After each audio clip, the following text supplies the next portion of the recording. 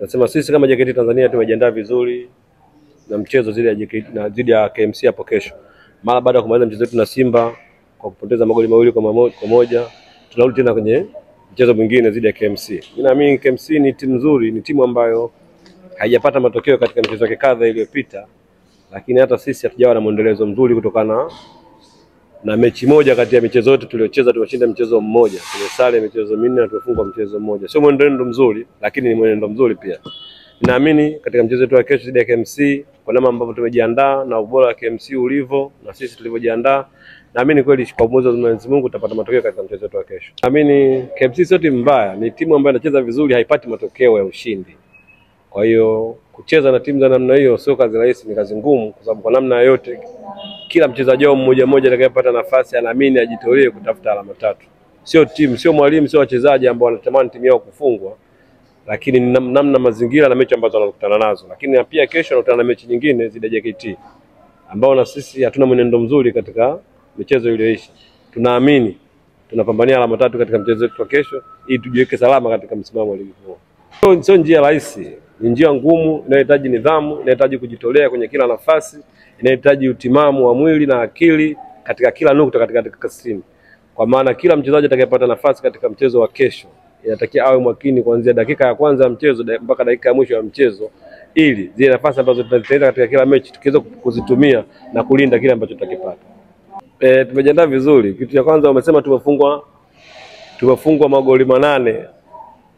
Umesema tumefungwa magoli 8, lakini tuliyofunga hujazungumza, si ndivyo? Kwa hiyo ukitazama uwiano kati ya kufunga na kufungwa ni uwiano ambao utofautiane. Utofauti wake ni goli moja tunahisi. Sasa kama utofauti wake ni goli moja, sisi tunaamini safu yetu ya ushambuliaji ni kali. Kwa hiyo tunafanya marekebisho madogo, tumeshafanya marekebisho kadha katika eneo letu la ulinzi. Na pamoja na matokeo hayo yote ni sio kama timu inafeli kudefend, hapana. Ni mazingira, makosa ya binadamu, kwa maana mchezaji mmoja mmoja. Makosa ya kibinadamu ya mchezaji mmoja mmoja ndio huwa inatugharimu.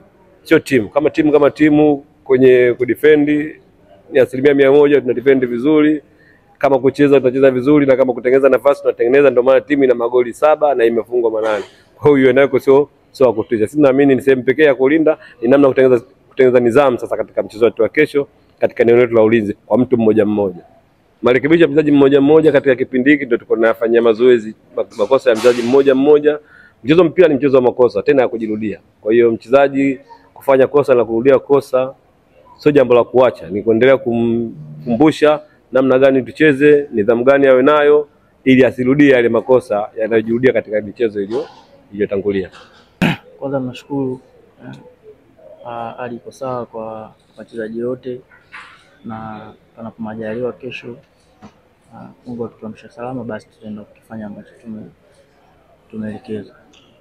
Sisi kama wachezaji, kikubwa tukiwa kambini, tukiwa mazoezini, tunarekebishana kitu gani tumekosea na kisiwezi kujirudia tena, na ndio maana walimu wapo kwa ajili ya kufanya kazi hiyo ya kuturekebisha kitu gani ambacho tunakosea, yani kutojirudia tena katika mchezo unaofuata. Naamini kesho panapo majaliwa tutafanya vizuri inshallah.